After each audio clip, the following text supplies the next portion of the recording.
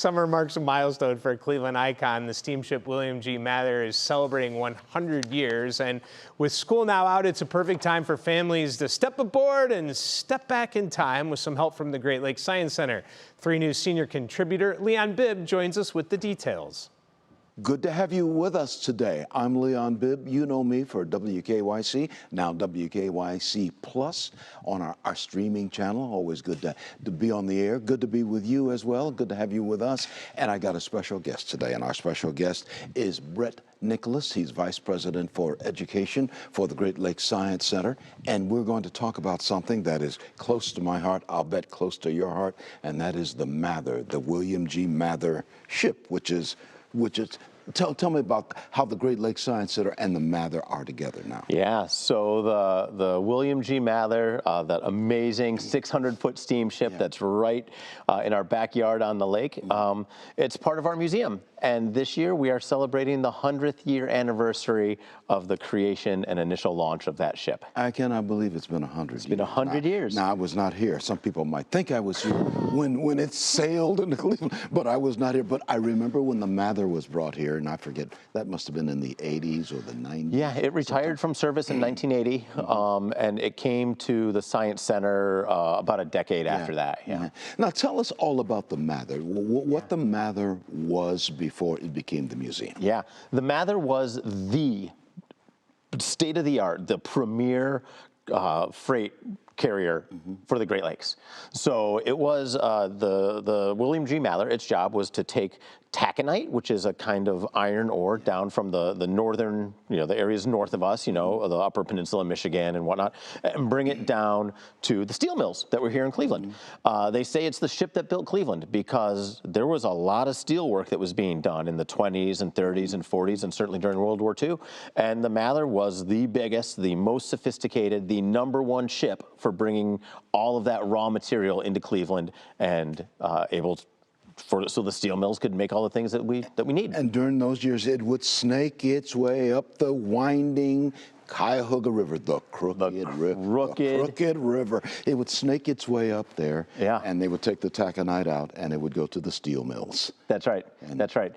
And if you think about it, this is a 600-foot long ship, right? Yeah. And that river, the Crooked River, the Cuyahoga. Yeah. There's a lot of turns in that ship, right, in that river, and so it had to navigate it. And one of the things that was absolutely incredible about the Mather is all of the innovations that were implemented to allow it to do the work of a cargo freighter better. And one of those things are the bow thrusters. So you know how you see car commercials today where some of the cars have 4-wheel steering? Well, guess what?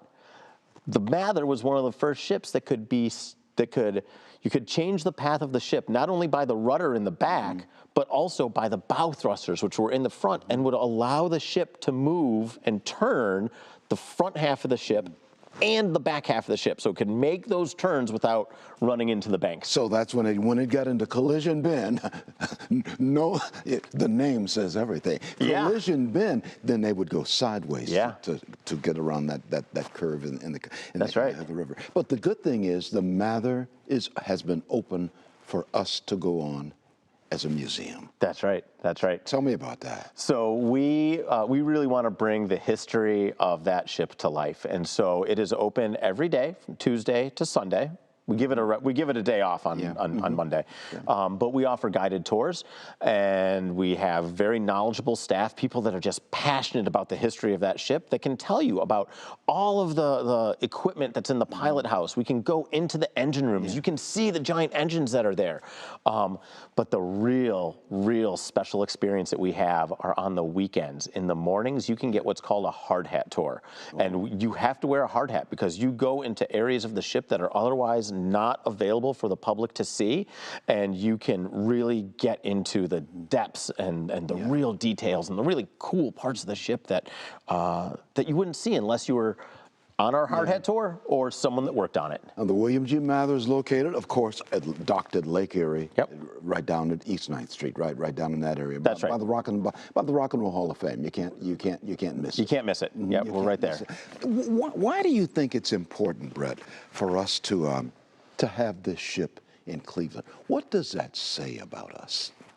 Can I get a little philosophical on you? Yeah, please. Yeah, I think it tells us about how history changes, about how innovation can change the path of a city, of an industry, of a culture.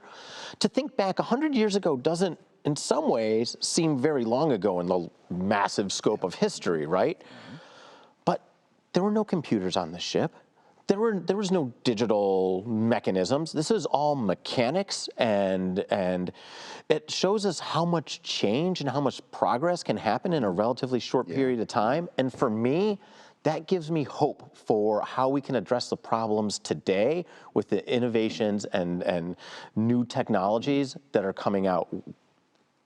Our culture is, our society, our science is changing so fast. And this gives us a moment to see, hey, here's how problems were addressed 100 years ago.